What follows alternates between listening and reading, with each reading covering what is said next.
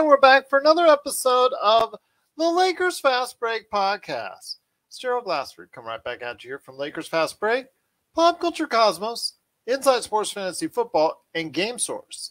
We truly appreciate everyone out there listening to all of our shows. And if you can, please give us a 5-star review wherever you get your podcasts. Plus, if you can like, share, subscribe, follow, or do anything that you can to support us right here at the Lakers Fast Break, Pop Culture Cosmos, where we go ahead and let you know about the latest news and trends in pop culture every Monday and every Friday with new episodes wherever you get your podcasts, including the latest one we dropped today, talking about Morbius, Bruce Willis, and so much more. So check it out today. Plus also as well, Inside Sports Fantasy Football, Game Source, the great guys at LakersBall.com. Be part of the game time conversation with Ox1947 and everyone else at LakersBall.com. Plus our good friends at Lakerholics.com. Be part of the conversation there today at Lakerholics.com. And also our good friends at the Hoopheads Podcast Network. And if you can support all that, it is sincerely appreciated. Well, we thought after going through some tough losses in the middle of the week, it's going to be okay because we are going to go ahead and go back home to the Crypto.com arena and have LeBron James and Anthony Davis back from injury, back in the starting lineup, and back on the winning trail. And for a little while, at least, it looked like that could possibly happen. The Lakers were competitive throughout, actually held small leads from time to time, never was able to stretch out the lead too far. But unfortunately, old habits with this team seemingly never die, as the Lakers unfortunately could not execute down the stretch.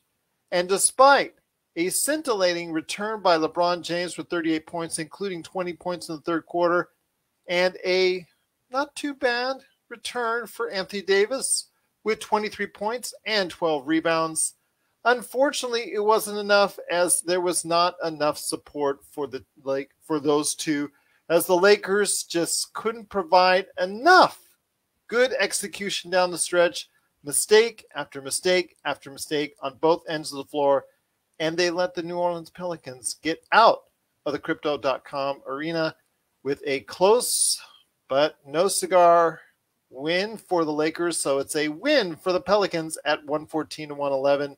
Unfortunately, it was close, but no cigar for the Lakers, as again, they could not execute down the stretch. But here today to talk about this game, the fact that the Lakers are now firmly entrenched in 11th place in the Western Conference, now, for all intents and purposes, 2 games behind San Antonio for 10th place in the Western Conference. But here today to talk about the game are 2 great guests indeed.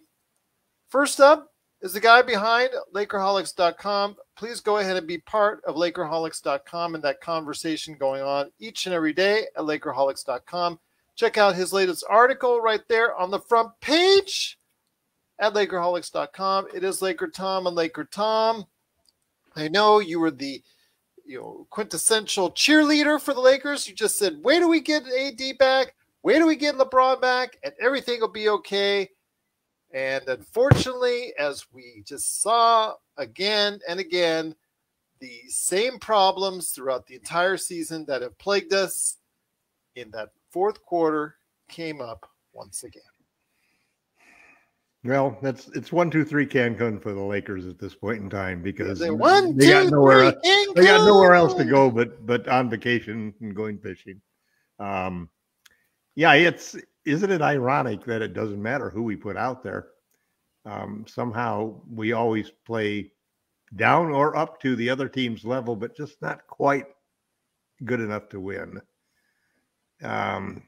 It was just really disappointing, because at times you saw LeBron play well, at times you saw AD play well, but there's something fundamentally missing from this team, and it's just a spark or a chemistry that just doesn't work. And in some ways, I don't know whether Frank was trying to sabotage the team or actually try to save his career, but his his whole lineups and so forth are all so crazy. You know, the way he went back to Avery Bradley. I knew you would say something about that. Well, you know, the big problem we have is we don't have any continuity.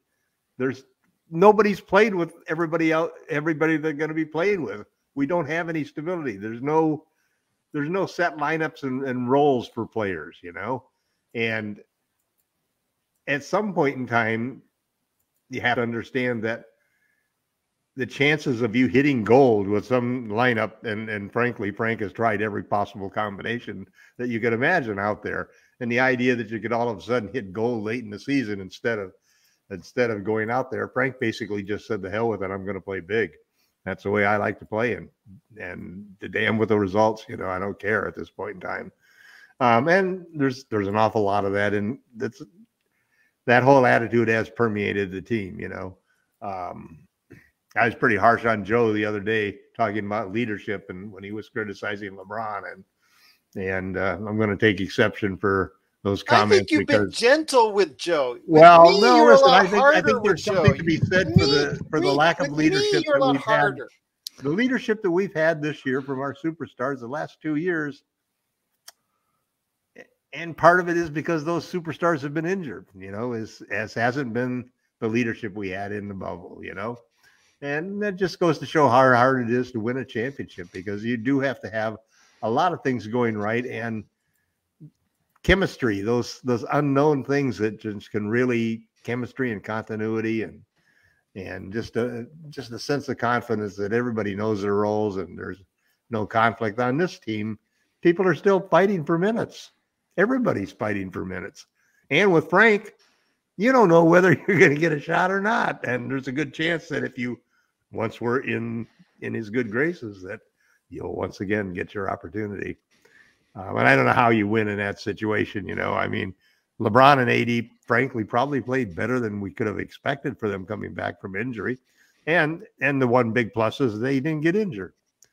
But we've only got 5 games left, and we're 2 games down, you know. So we're going to have to win all 5 games. If we don't win all 5 games, we're probably not going to make the playoffs. And right now, when you look at this team, what's the 6 in a row that we've lost? Yep. Thinking that they're going to go on a 5-game win streak is pretty hilarious.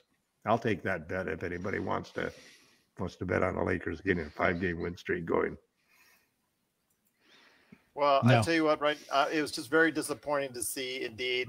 And I just wanted to mention before Joe comes on the air that the whole entire momentum for the past 10 days that Russell Westbrook has earned as far as his play is concerned, and people were saying, maybe you shouldn't be so hard on Russell Westbrook, and maybe you should go ahead and reevaluate your thoughts on Russell Westbrook, because he's been playing pretty good over the past few games, even though the Lakers have been losing.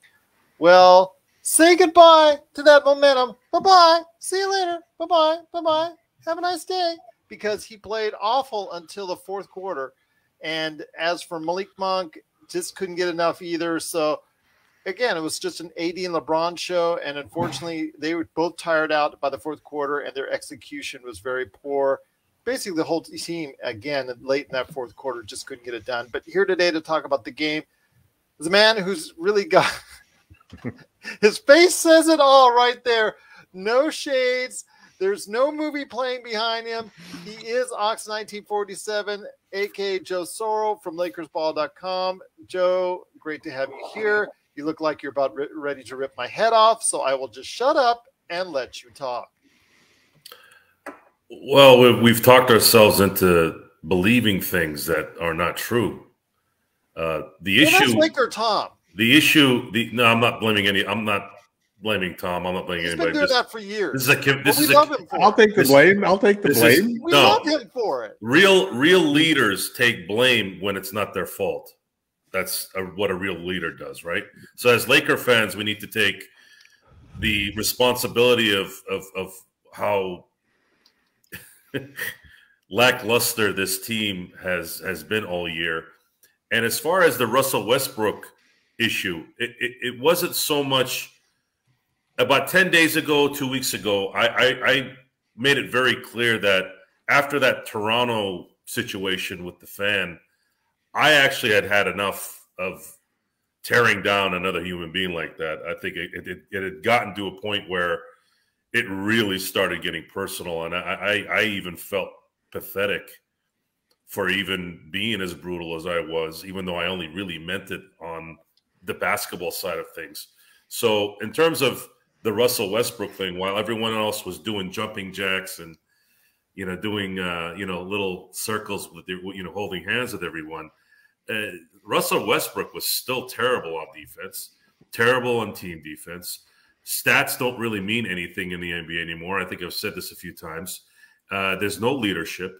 When one guy goes out, the other guy doesn't really do anything either. It's not like, okay, well, Russell Westbrook is now going to handle the ball and he's going to dictate what's going to happen. No, he doesn't even do that. Which is what I thought would be the benefit in having him, is LeBron would sit and then he could have the ball half the game and do his Mighty Mouse routine.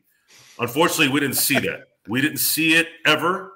We will never see it. We're 5 games away from burying this disaster.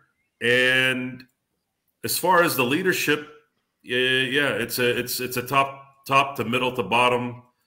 Probably the worst I've ever seen as a Laker fan. Again, I'm not gonna criticize the teams between 14 and 19, or I should say 14 and 18, because there were circumstances that created that I still am not very happy with, that would not have happened had it not been sabotaged. But that's a story for another day.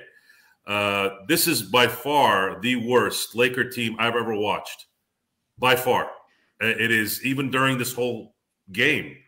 They couldn't stop a freaking 1-year-old baby trying to crawl. They just could not do jack diddly poo as. How did that baby get loose? How did that baby get loose? Jim Morris said it best, diddly poo, because that's the easiest way to put it on a family show. That's it. They couldn't stop diddly poo. Didn't matter whether it was Ingram. Didn't matter it was McCullough. I mean, come on, guys. Where the other teams have been talking smack in your face, a lot of nobodies too, and they haven't done anything about that. They're going to do anything now with 5 games left? No, man, this is it, guys. This is it. LeBron is going to maybe go after the scoring title. Yeah, he needs 2 more games. Yeah, maybe the scoring title. AD is going to if you're looking at numbers, okay, he had a good game, but he was terrible in every phase that matters, which is no missed open shots. The team defense, his individual defense was not good. There was just nothing good. There's nothing good about this team. It needs to die. And that's it. That's just the way it's got to be, guys. I'm looking forward to seeing an extermination after this year. And I don't have any feeling for anybody on this team other than AD and LeBron to come back. Everyone else, bye. Vogel, Handy. I don't care who. If Rob Pelinka comes up 2 hours after the 82nd game and says everyone's out, I'd be like, good. Then he needs to go with them. Yeah, my problem started in that realm of the universe, but yeah. But I'll tell you what, I think that I am in agreement with you, Joe, that this is, well, we've said this for weeks now, that, we need to go the route of Jack Nicholson, the Joker. It's Groundhog's Day. I feel like needs an enema. Whole team needs an enema. It is the most Groundhog Day season ever. I feel like I'm just repeating. I'm just a parrot.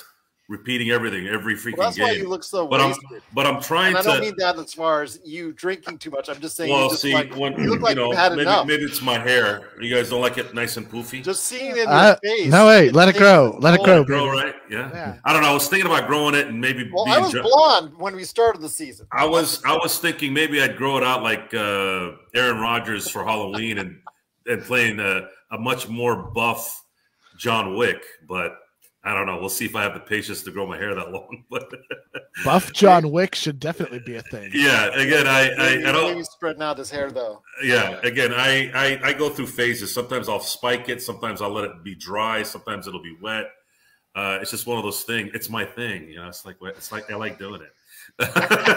So, Listen, but yeah, your hair's gonna make for a better topic of conversation. Than it could be worse. I could have that shoehorn thing growing that a lot of my friends have. Luckily, God spared me that disaster because I don't think I'd look good bald. Give it another season with the Lakers like this. Who knows? I did get more gray hair though this year. I do a little bit of coloring, but not too much. But you know, it does get a little white right around here. Well, again, you're way up on me then. Yeah, you still got a lot more left. But once again, the Lakers do fall 114 to 111 to the New Orleans Pelicans. They're now 31-46. They're a game behind in the statistics as far as the overall Western Conference race. They're 11th place. But since they lose the tiebreaker, you got to assume right now that they're just going to have to be 2 games behind the San Antonio Spurs. Right now, again, out of the play-in, and things are looking bleak. They don't even own their draft pick. So right now, it's really not looking good for us Lakers fans. But here today to hopefully save the day is a good man indeed. You got to go ahead and check out what he's doing at Lakerholics.com. I've set him up for failure. I'm so sorry for that. I was going to say. Yeah, I know. You Save the show, Jamie.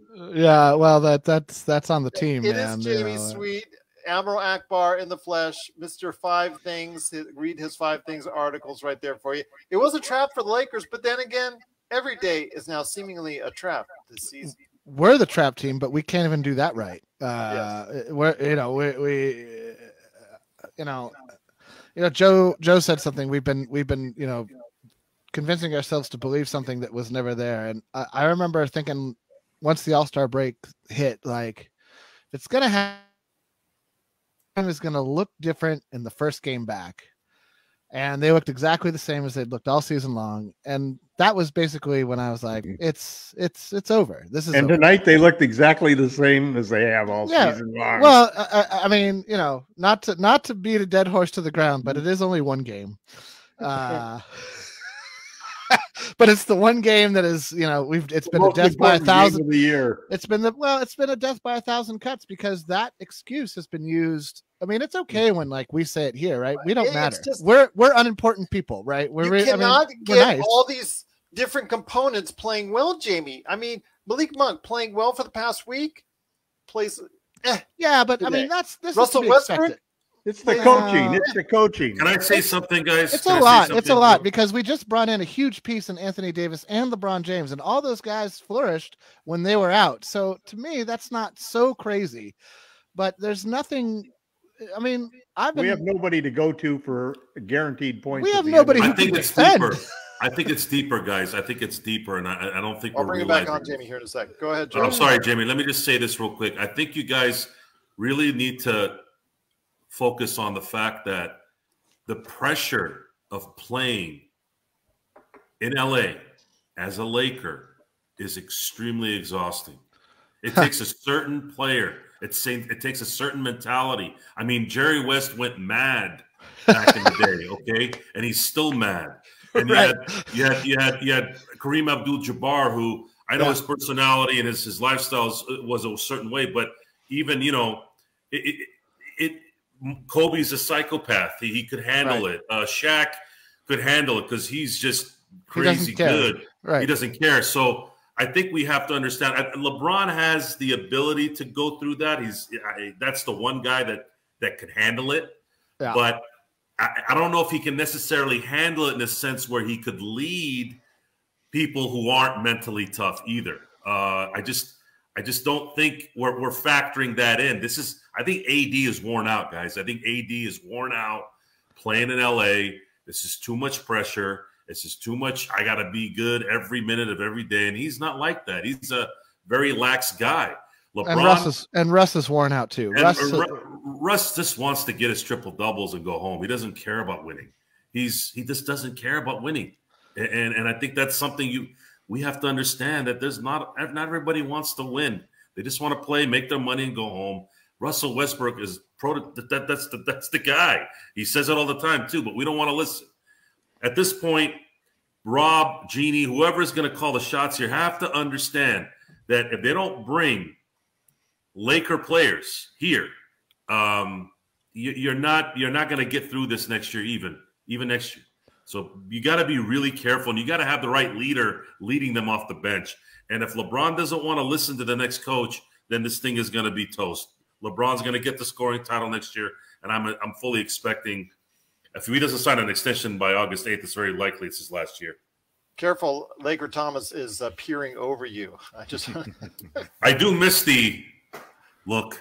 Yes. I love it when LakerTom always tries to accentuate a point. He'll always get closer to the camera and also closer to the microphone. So LakerTom is the face. You're the hand, yes. And Jamie is the guitar. I'm the brains. That's the problem here. I feel more like the footnote. I feel like more like the footnote of this whole thing. You're not the Jamie, footnote. go ahead, You're the conduit. Look, I mean, like we. I'm the amp. I'm not gonna beat this. We can beat this team up as much as we want at this point, right? Like, and we have. Like, they deserve it. They've played terrible for most of the year, and the record shows that. And their positioning in this playoff seeding shows that. And this will be the definition of a wasted year at the end of the season because we don't have a pick, so losing games means nothing. And all we're really doing, I believe, is helping New Orleans draft stock, which they look That's like they don't have. They've got zero talented young players, so we're helping New Orleans and we're hurting Memphis. And frankly, to be honest, this is, I feel like, karmic retribution for the way a lot of things went down for us to get AD, the way a lot of things went down for Genie. Like these actions speak to, they need Phil Jackson to come through with some sage, man. We got to blow the bad spirits away. Like I don't mean to do a role. I mean, just to like walk through for like a day. I don't mean to have any kind of job title. Like Phil's 8,000 years old and should be put in a museum. Maybe just light some scented candles. That's what I'm saying. Like roll through the locker room. Like he never got a chance to bless crypto, right? That's the problem here. Like, you know, we changed the name of the state. Like everything about this season has felt wrong. Before we even changed a curse. And PP, you know where it started, Jamie? The PPP loan. It started. Yes, I believe that's true. This, yes. All of these little things, right? All of these that little bothers things. me to this day. I went off. LakerTom was here when I went off on that, and he knows how mad I was. But I'm a small business, and I didn't even fill one of those out. I refused to fill one of those out. That was pretty pathetic, actually. It was absurd. But it's endemic. LakerTom, it is a big deal. I remember I was like, yeah, it's not that big a deal. Yes, it is a big deal. But it's not in and of itself a big deal. I mean, I'm sure plenty of businesses, like, you know, the Lakers are super high profile. I'm sure plenty of businesses filed for it that didn't need it. And that's the beauty of capitalism in America. It's not about the principle. It's about the... It is about the principle, actually. It is about the principle of saying, I'm a big business. I don't need that money. There's somebody out there. I meant technicality. I'm sorry. I didn't mean principle. I meant technicality. The thing is, that tells you who you... Right. Sometimes the little things in life will tell so much about who you are. And... you know, it's not just that. I mean, they stopped Jerry West's season tickets, right? This is what I'm saying. I've been saying this for a while. One after another. This is a problem, right? When looked at individually, each of these is like, oh, okay, whatever. But like when you put them all in a box and look at them, you're like, what is going on here? They had Kareem statue facing in the wrong direction, you know? Yeah, I know, right? Right. Really? Everybody's statue should be like, you know, but there's just a... That's a beautiful statue, by the way. It is a beautiful statue. All the statues are pretty classic. I like the chick one. I like because you can sit next to it and hang out with chick. It's not bad. The only thing is that they should... At Disneyland, no, it doesn't look like chick, but it was the first one. I feel like they were kind of like, oh, how do we do this? And they're like, oh, we really should make it look like the person, shouldn't we? We should pay whatever that little bit of extra is. But, you know, I mean, a lot of this speaks to questions that we may never get satisfactory answers to. Like, what is the liquidity issue that faces the Buss family that they feel the need to apply for PPE loans, that they feel like they can't spend on players that matter? $10 million houses. But these are right, exactly. And so these are 6 people. This is the problem. 11% of the. This is the problem. The organization, and this isn't going away with the Russell Westbrook trade. This isn't going away with a. It's their not net going worth with is $3.6 billion if you combine all. Yeah, but if you grew up cheap, you live cheap. You know, I know compare people. That to $100 billion for Ballmer. Man, you know, I know old timers who made it through World War II who still save the crackers from the soup, and they don't need crackers from the soup. Like they don't need the crackers from the soup. And so this is $6 billion from it. Right. If they have a liquidity problem, this is maybe their last best chance in the next 10 years to get decent money. They should have sold it right after the champion. But I think Forbes has it rated right around cheap, $5 billion, but I think they could get $6 billion. I think they could go over value on But anyway, I mean, we'll likely miss the play-in. I thought Thank God. I mean, but it's again karmic justice, right? Because what did LeBron do last season? Rant and rave against the plan that actually he used to get into the playoffs at all. And here we are, year 2. That stuff always happens to him too. Oh yeah, it's always pie in the face with him. That's why he frustrates you sometimes. It's and then he even tweeted about how keep talking bad things. Keep talking bad things. I'm like, well, and then deleted it because he was like, that might come back to bite. And those who delete messages. That's another sign about whatever who people really are. Whatever. Listen, the Twitterverse remembers. It saw it for 1.8 seconds. It remembers. So it doesn't matter how quickly you did it. If anybody saw it, it lives on in infamy for forever. Anyway, nobody's going to like to hear this, but because there are so many poor moves that we can make this summer, I will not be surprised. I mean, the cast of veteran minimum characters will certainly change and should. I don't even know that I would keep Melo or Dwight at this point. They're both pretty old.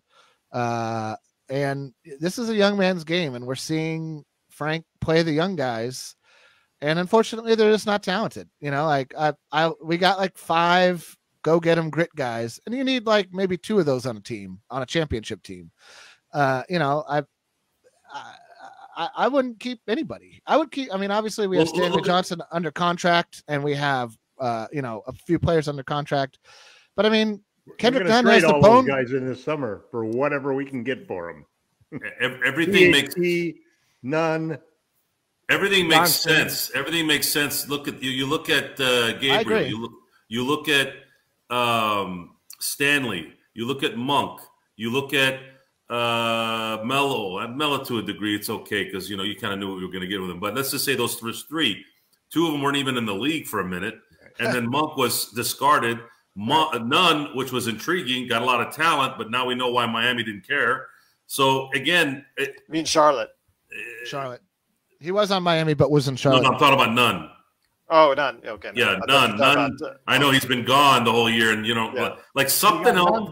I feel like something's going on with that thing. Are you telling me this is all just a bruise, bone?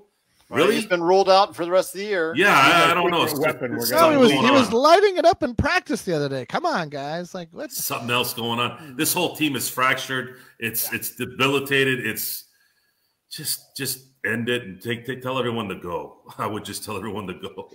LakerTom, any thoughts before we hit the NCAA Final Four? Yeah, and then Jamie, I'll get back to you as well. I was just going to say, Tom, I agree with you that I think we will trade just about everybody, but we will try. We'll try. What we get back for him is questionable, but we'll try.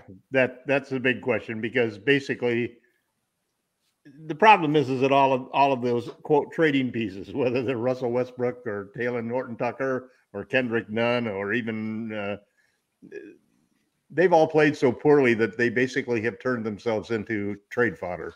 I mean, THT had did not play coach's decision tonight, right? Like, biggest game of the year. The guy we invested $10 million in over this other guy. Think about this game, and you can almost go back to every single game we played this year. Every team we played, just like this team, they had 2 guys, Brandon Ingram and CJ McCollum, who can get a basket anytime they want. A lot more confident that they could get a basket than LeBron James and Anthony Davis could based upon the offense that we're running. I mean, it's ridiculous. And that's part of the problem. Every team you go to, I felt the same thing that Joe has mentioned, that we're in a transition period. This is the end of the line for LeBron James and that group of players, and those young kids that are coming up, the Trays and the Jaws, and man, those kids are going to rule the roost. And so you still got these great superstars and so forth, but our superstars basically aren't the kind of guys. They don't have the killer instinct that Kobe had and that MJ had, that, they're going to get that last basket. We're going to win this game for sure because I'm going to get that last basket. And age and injuries, slow you down. And, I didn't think these guys looked like they were washed. It looked like these are two guys who just came back in after being injured, and they're playing with limited athletic ability just because they're injured and they don't have their conditioning and so forth. They're playing in an offense that's just so terrible. It's just ridiculous the way that, and Vogel's lineups and rotations. Nobody has any sense of what is asked of them every game. And it's like rolling craps every single time you go down there. So the only thing good is that I remember last year that there were several deals that we were close to making, whether it was trading for Christian Wood or there were a couple of other deals we're talking to. Every one of them was failed because we wouldn't give up that draft pick. And I never saw anybody come. And THT. Yeah, and the idea that this is a 2027 first-round pick from the Lakers, well, nobody complained about the quality of that pick. And the good thing this year is we've got 2 picks because we did show some restraint and we didn't waste that pick at the trade deadline. So we've got 2 picks, and we've got a $47 million expiring contract, which has a lot of value to teams that want to raise cap space. So Rob's got to pull the ticket and use those 2 picks to and that expiring contract to and all of the filler that he's got, which is enough to bring back 3 starters. And he's got to come back with at least 2 starters for next year, because none of the guys that we got, nobody else that we added to this team after LeBron and AD is really a championship caliber starter in the NBA. No. I mean, you even saw someone like Malik Monk, who has shown flashes of really good offense. Unfortunately, tonight he was targeted several times by the New Orleans Pelicans and unfortunately could not handle that side of the floor, which will always be to his detriment. And unfortunately will probably keep him from being a frontline starter consistently for the rest of his career, unless he gets that area of his game shored up, which is going to be sad because he does have some unique talent. So what are you going to do? What are you going to do? But again, the Lakers do fall in a game that was very close. The Lakers had a chance to win, but execution down the stretch, like all year long, they couldn't get it done, and they end up losing once again. They end up losing indeed, 114 to 111. But before we head on out, and before we talk about when we're going to be appearing next, we're going to be talking the NCAA Final Four, because the Final Four hits tomorrow night with Duke and UNC and Kansas and Villanova. So some primetime matchups. As Joe always says, always go for the chalk, always bet on the favorites. So 4 big institutions are back in the Final Four. Joe, I'll start it with you, my friend. Hopefully this will provide a little bit cheerier conversation for you, because you, like I said earlier, you kind of looked a little bit down. So hopefully this will cheer you up a little bit. So your thoughts on the Final Four and who might come out the big winner before we head on out? I'm going to try to tail this into a Laker situation. Oh, here we go. I haven't mentioned it here. I've mentioned it on Lakers Ball. The sentimental favorite is Duke, obviously. Coach K's last game, possibly. However, North Carolina looks really good. Kansas is a 1 seed. I'm going to be interested in seeing what happens if Villanova wins, though. If Villanova ends up winning it all, this will be Jay Wright's 3rd title. And if I'm Rob Pelinka, I'm going to be calling him after the season. And I'm not going to tell anybody. I'm going to call him. I'm going to say, hey, let's go have some lunch or dinner and just get a feel there, see what's up, because I think that's the guy that would fit in LA. He is with LeBron and AD. Now, that's a good question. That's maybe I'm pretty sure with AD, because AD does seem to adapt better. LeBron is would be the problem. But I don't mind dealing with that problem for a year, letting LeBron break Kareem's record in a Laker uniform, and then letting him, then thanking him and letting him go play with his son. if he makes the problem the Lakers have is that they have so many situations in the front office, in the ownership suite, in the sort of kitchen tour of people that are also stakeholders, as the Ramby and so forth, is that there are so many. It's like there's too many cooks in the kitchen. It's like making a compromise. It involves so many different people that have different motives that you always end up with a watered down version of what you want to do. And we lack really a visionary on this. You know, I mean, if you've been watching the Winning Time series, it's easy to understand what we're missing right now, because Jerry Buss knew exactly what kind of team he wanted to put out there. Now, maybe his motive was business success and entertainment more than anything to do with the purity of the kind of basketball you play, but they just both happen to fall into the right category. And we have an owner who has no philosophical bent one way or another in the game, and we have a general manager who doesn't either. He, as an agent, he went for talent. As a general manager, he goes for talent. He doesn't go for fit. He doesn't understand, because you never had to build a portfolio of players as an agent that fit, because you never played them together.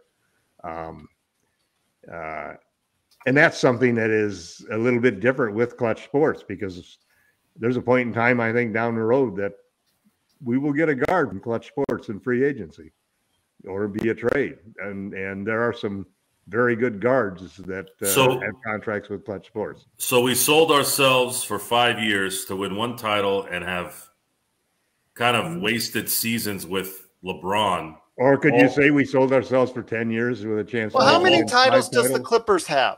Also that we can, I'll get to that in a minute here, because that's a good question too. Also that we can worry about what might come our way in the future because of Clutch. Well, it's a lot easier to rebuild when you've got Anthony Davis as your anchor. I think Clutch is an overrated. I think Clutch is an overrated organization. Agreed. Once LeBron is out of the NBA, it will mean diddly poo. I think that just might be the name of our podcast today. Rich Paul probably has saved us from making diddly half a dozen additional poor moves. I want to be wrong on that. I do. I want to be wrong on that one for sure. I just don't think it's smart to put everything into, like, to be that much of a conduit for one sports agency. Just isn't smart. It's just not smart. It's an advantage you have over everybody else. How do you think we got Anthony Davis? And look at what has run rot. We now have an injury riddled. I know, but it gave us one title. We could trade him for 5 or 6 other players that would easily. I would recommend doing that this summer. If you want a revolutionary, that's where I'm at, man. That's where I'm at. Because he's a Clutch Sports client, he's not going to get traded. You want the next revolutionary. Go back to Chicago. Yeah. Again, I will. I'll get back to going back to my first point. You want to be revolutionary, and you're going to need to find a leader that connects to this generation. And right now, one guy is going to be out. Krzyzewski's out in a week. Okay, so he's obviously gone. You got Jay Wright that's left out of that 4 that I would say would be a great NBA coach with the right seasoning and recipe. So if you guys want to talk about, let's do something that's forward we'll thinking. Speculate on the coach here, in about 5 games left, 6 games left. So we'll just go ahead and speculate. I'm picking Villanova and Duke in the final, and I'm picking Villanova. There you go. Very solid right there. Except for me, we'll go for LakerTom. We'll go with me last. I hope Duke wins, though, but I think it's going to be Villanova. I know you know UCLA, Tom, and I'm very sorry about that. Well, I'll always root for the team that beat my team. So who are your picks? I'm definitely rooting for North Carolina. Okay. I thought that the way that they finished that game and Caleb's shooting, they're going to be the team to beat.